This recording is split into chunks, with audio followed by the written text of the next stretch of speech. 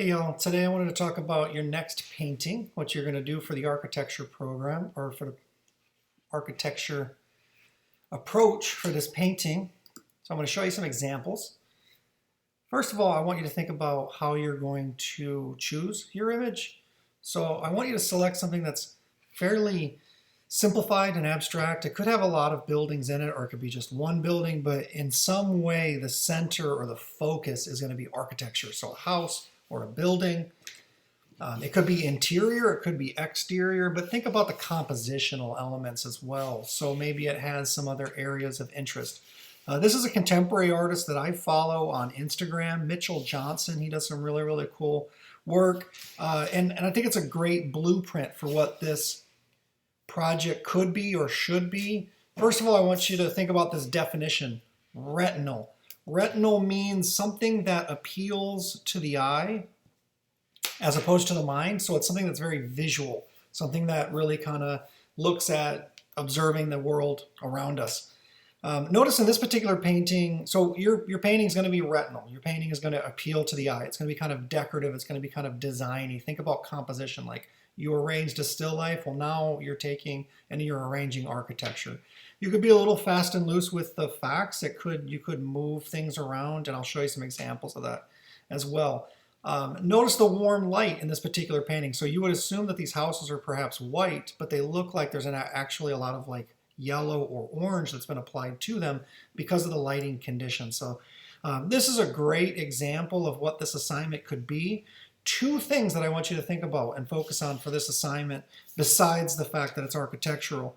Two other things that you're going to do is you're going to do impasto, or thickly applied paint, as opposed to thin washes of a lot of turpenoid in your painting. It's going to be thicker. It's going to be kind of straight out of the tube. Think Van Gogh. So what's the definition of impasto? It means thickly applied paint, kind of like Van Gogh, or very textural, like in this case. It's not thin washes.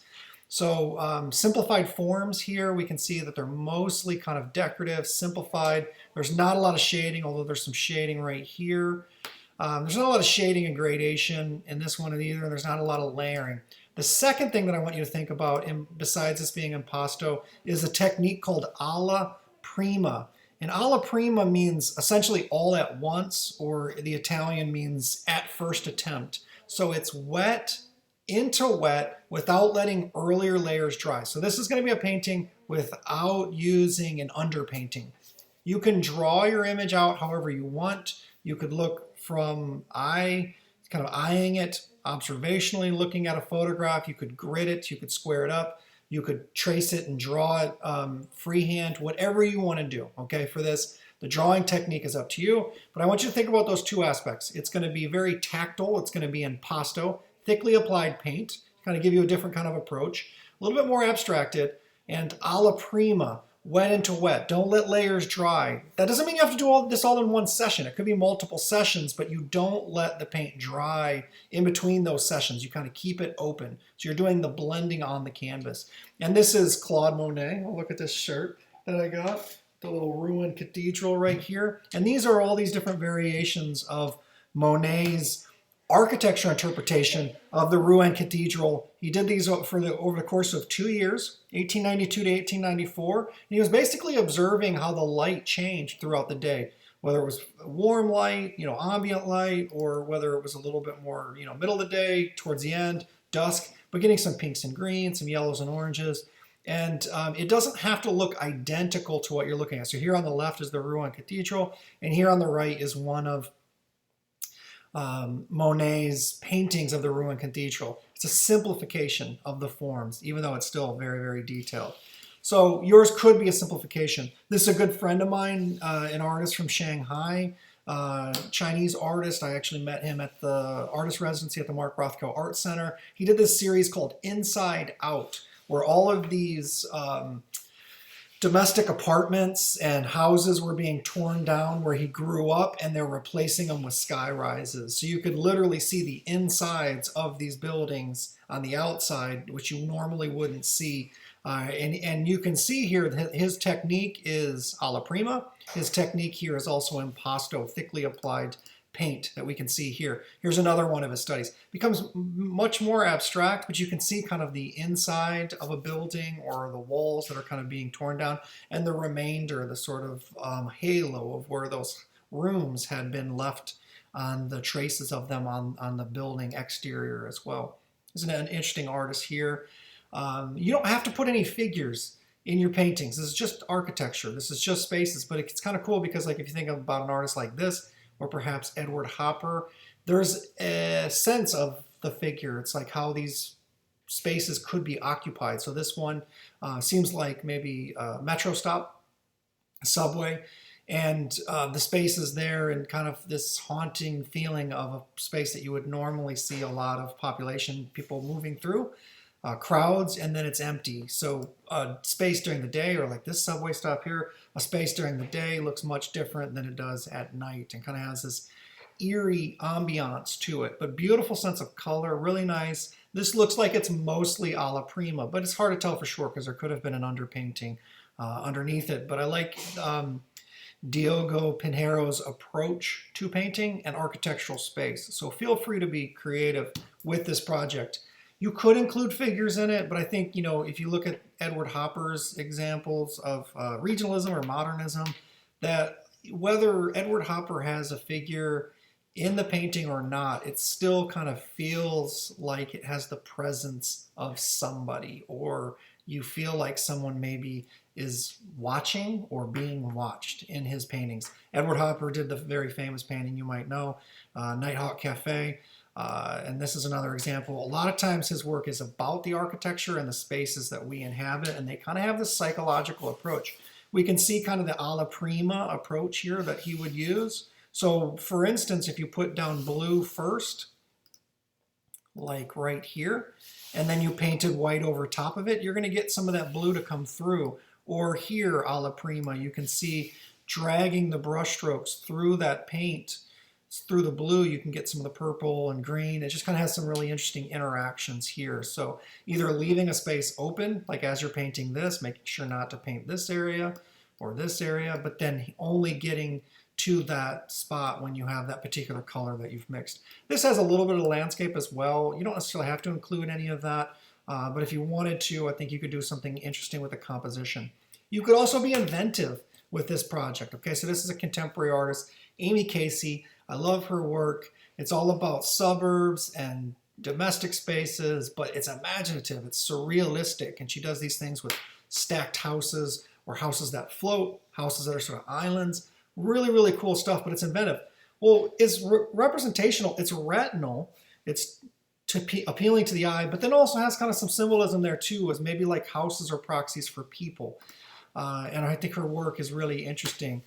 I think she grew up in Cleveland, and she talks about her experiences living in a metropolitan area that kind of is dying out as an indication of like reflection of kind of like you living in that environment, right?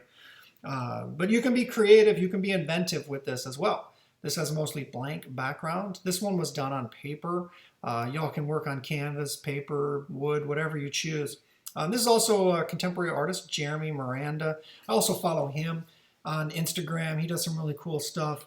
A lot of his work is landscapes, but he has done a number of interior and exterior scenes as well, focusing on architecture. He's a hell of a painter. He's a really, really good painter. And I think you can get a sense of this alla prima process by looking at Jeremy Miranda. You can imagine almost the steps it took to create these different layers here as he's working, direct layers, one right on top of the other at the same time, not letting them dry so that they create a sense of mixing as you're working. You create some really, really nice colors. So here's another one of his, and I want you to think about kind of like interior versus exterior spaces, and this one's cool because it shows you both. This one too, I think the light quality really adds to it. And using photographs, you know, relying on a photograph to help you, but it doesn't necessarily be one photograph. Maybe he got the sky from one photograph, maybe he got the houses from another. So it could be kind of this juxtaposition. You're the artist, you're the designer, you get to create this painting however you see fit. It also could be very invented like this. This is a contemporary artist, Michael Kerbow. He does really, really labor-intensive paintings. Now, most of the paintings that I showed you were the same scale that you're going to do with the exception of these. All the other ones were about the same size as what you guys are going to do. This one's a little bit larger, a little bit bigger, and you can see all of the crazy amount of detail. And his work is a little bit more symbolic. It's about how, man has made a negative impact on the landscape. It's much more creative, imaginative, surrealistic, dystopian, kind of showing the future as not being necessarily a pleasant, hospitable space, but just really, really beautiful work here. I don't know that he did alla prima here, but you kind of get the sense that that's mostly his technique. A lot of blending, wet into wet, a lot of similar colors. So even if you're using orange and blue, what happens when you mix orange and blue? So you get some grays, some chromatic grays as a result of mixing orange and blue.